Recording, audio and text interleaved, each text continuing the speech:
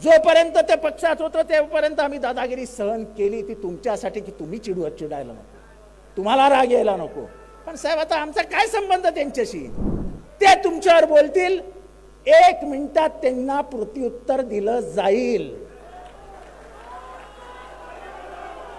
ते तुमच्या वयावर बोलतात. दिलीप वळसे पाटील काय ते आंबेगाव ते विटी मॅरेथॉन धावणार आहेत का? मी याला पाडेन, मी त्याला पाडेन. भविष्य लिहिण्याचा अधिकार देवाने कोणालाही दिलेला नाही, त्याच्या हातात ठेवलेला आहे. आणि जो हे गर्व असतं ज्याच्या मनात, त्याचं भविष्य बरोबर देव लिहितो. कारण का आमच्या मनात राम आहे.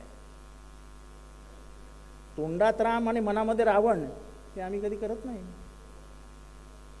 आजकाल ही नवीन घोषणा सुरू झाली. मी त्या दिवशी असाच एका ब्राह्मण लोकांच्या सभेत गेलो, कार्यक्रमाला गेलो. मी चालत होतो, चालता चालता बघितलं तर सगळीकडनं जय श्रीराम, जय श्रीराम. मी वरती गेलो आणि म्हटलं शांत रहिये, आणि मीच ओरडलो जय श्रीराम. मला एवढंच सांगायचं, तुमच्या बापाचा नाही तो माझा पण आहे. मी म्हटलं राम का इतिहास पता आहे? आणि जे राम दर्शनाला जाणारे ते तिन्ही पक्षातले लोक, त्यांनाही सांगू इच्छितो की 14 वर्षाचा वनवास फक्त आईच्या आणि वडिलांच्या इच्छेखातर भोगणारा राम हा या पक्षात असू शकतो, या 3 पक्षात? अरे तुम्ही या 84 वर्षाच्या म्हाताऱ्याचं ऐकलं नाही, आमच्या आजोबाचं बापाचं नाही ऐकलं, तुम्ही कसली रामाची पूजा करायला चालले? अरे रामाकडनं काय शिकणार तुम्ही? तो राम म्हणेल अरे बाबा ये लोग आए भागो इधर से. त्यामुळे राम मंदिर वगैरे काही फार काही मोठा असा ते जे करतायत ते फार काही पुढे जाईल असं मला वाटत नाही. ह्याच्या रिॲक्शन्स येत आहेत. लोकांना अस्वस्थ वाटायला लागलंय की ज्या पद्धतीने हे सगळं पुढे नेलं जात आहे. काल भीमा कोरेगावला 60 लाख लोक आली होती. किती? 60 लाख लोक. लोकांना कळत नाहीये देशात काय, ज्या पद्धतीने लोक वागायला लागली, ज्या पद्धतीचा उन्माद दिसायला लागलाय, ती पद्धत बघितल्यानंतर या देशाची लोकशाही टिकेल की नाही हा प्रश्न निर्माण. आपल्याला वैयक्तिक भांडण नाही कोणाशी, पण बाबासाहेबांनी लिहिलेलं संविधान आणि त्यातनं निर्माण झालेली पार्लमेंट, लोकसभा, राज्यसभा ही टिकवायची. एका प्रश्नावरती फक्त प्रश्न विचारू नये.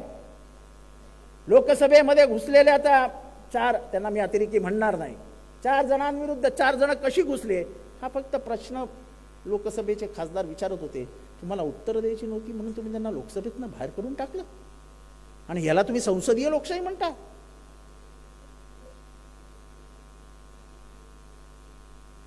अगर सड़कें चुप हो गई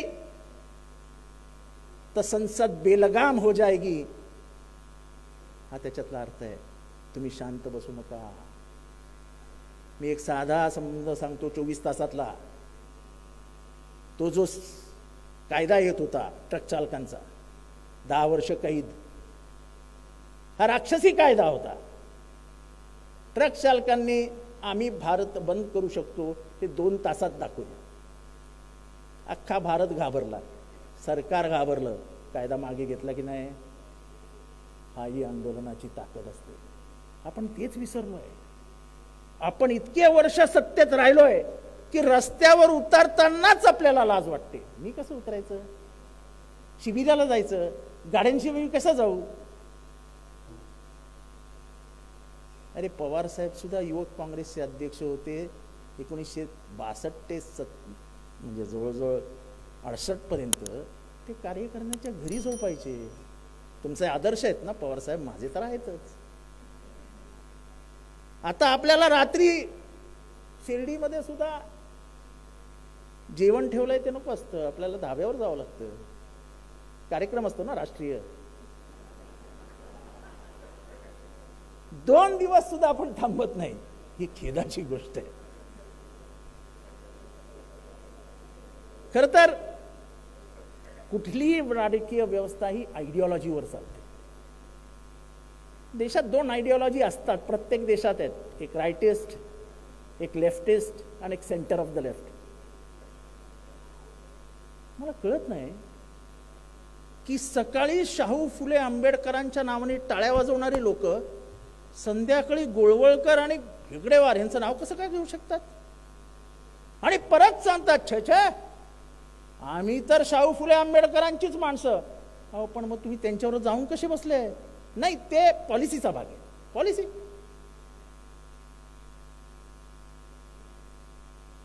मग अजितदादा, माझा प्रश्न आहे तुम्हाला की 2019 साली तुम्ही गेले, तुमच्या मनात कुठली पॉलिसी होती? आणि आल्यानंतर परत उपमुख्यमंत्री झाले, ही कुठली पॉलिसी होती? मी माफी मागतो साहेबांची, तमाम इथे बसलेल्या शरद पवार प्रेमींची, पण 2019 बंड केल्यानंतर त्यांना उपमुख्यमंत्री पदी बसवणं ही राष्ट्रवादीची सर्वात मोठी चूक होती. कारण once a traitor is always a traitor. एकदा माणूस गद्दार असेलच तर त्याच्या मनात ते कायम असतं. आणि साहेबांची माफी मागून मी परत सांगतो की जिथे जिथे त्यांना संधी मिळाली तिथे तिथे त्यांनी साहेबांच्या जवळच्या माणसांचा अपमान केला. मी स्वतःच्या डोळ्यांनी बघितलेलं.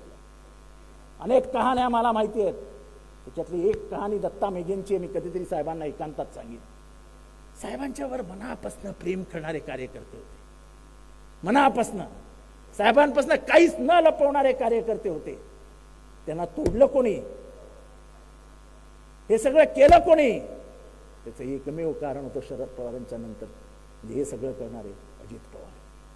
मी खुल्ला बोलतो. मला काय त्यांच्याकडनं कधी काही मिळालेलं नाही, मी त्यांच्याकडनं काही घेतलेलं नाही आणि ह्याच्या पुढे तर माझ्या त्यांच्याकडं काही घ्यायचं पण नाही. आपल्याला काय परत जायचंच नाही. पण मी साहेबांना एवढीच विनंती करीन, साहेब परत वाटा बंद करा. ह्यांना परत आपल्या पक्षात घेऊ नका. काही गोष्टी स्पष्टपणाने कार्यकर्त्यांच्या मनातलं बोलायला मी इथे आलो आहे. जोपर्यंत ते पक्षात होतं तेपर्यंत आम्ही दादागिरी सहन केली, ती तुमच्यासाठी की तुम्ही चिडायला नको, तुम्हाला राग यायला नको. पण साहेब आता आमचा काय संबंध त्यांच्याशी? ते तुमच्यावर बोलतील, 1 मिनिटात त्यांना प्रत्युत्तर दिलं जाईल. ते तुमच्या वयावर बोलतात. दिलीप वळसे पाटील का ते आंबेगाव ते विटी मॅरेथॉन धावणार आहेत का?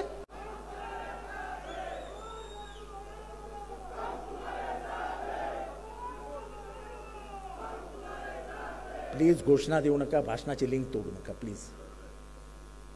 त्यामुळे वयावर बोलणं हे कोणाला शोभतं? कोणीतरी बोलतं हे 2 खासदार जे आहेत ते त्यांच्यामुळे निवडून आले. अहो ते कोणामुळे बनले? अहो अख्खं कसलेलं शेत हातात दिलं ना तुमच्या, अख्खं नांगरलेला महाराष्ट्र तुमच्या हातात दिला. त्या कर्तृत्ववान माणसाने कायम 60-65 आमदार निवडून आणले. अहो तुम्ही बाजूच्या 4 तर निवडून आणून दाखवायला पाहिजे होते. मी याला पाडेन, मी त्याला पाडेन. भविष्य लिहिण्याचा अधिकार देवाने कोणालाही दिला नाही, त्याच्या हातात ठेवलेला आहे. आणि जो हे गर्व असतं ज्याच्या मनात, त्याचं भविष्य बरोबर देव लिहितो.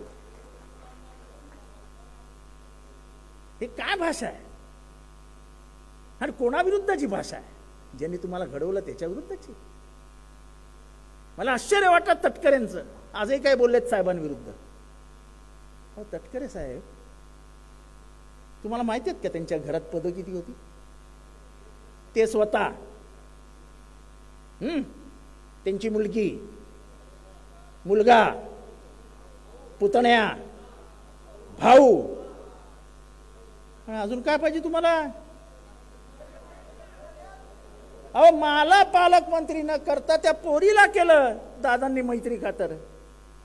आणि तेव्हा एकनाथ शिंदेनी मला बाजूला घेऊन सांगितलं की जितेंद्र, तुझ्या मनात माझ्याबद्दल राग ठेवू नको. मी पक्ष मीटिंगमध्ये सांगितलेलं की मला रायगड हवंय, मला पालघर नको. कारण का पालघर तुला जावं अशी माझी मनापासूनची इच्छा होती. पण दादांनी विरोध केला. दादा म्हणाले पालघर तुम्हाला घ्या, मला रायगड पाहिजे. कारण का मित्राला दिलेला शब्द पाळणारे दादा आहेत. पाळला ना ते शब्द, आधी तिला दिला ना. मला त्याच्याबद्दल बोलायचं नाही. पण तेव्हा तुम्ही साहेबांबद्दल बोलता तेव्हा तुमच्या हे गणित लक्षात येत नाही की आपण काय काय कमवलं, काय काय घेतलं. इतका ऐश्वर्य, इतकी प्रतिष्ठा कोणामुळे मिळाली? या माणसामुळे. प्रफुल्ल पटेल नाव घेऊन बोलतो, कोणी बोलणार नाही. मला काय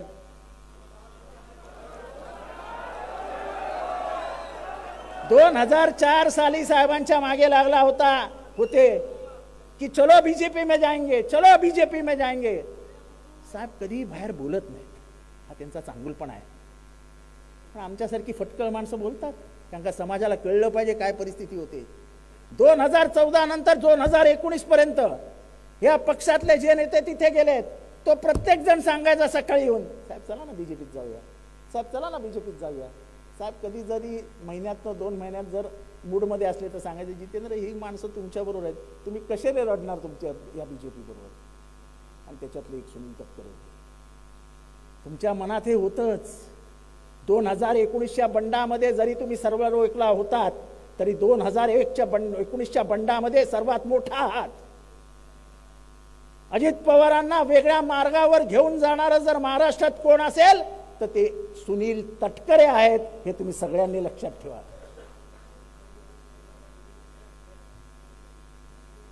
हे घर फोडलं तुम्ही, हे घर फोडलं. मला आज महाराष्ट्राला एवढंच सांगायचं आहे, तटकरे साहेब तुम्ही घर फोडलं. आज तुमच्या घराची काय स्थिती आहे?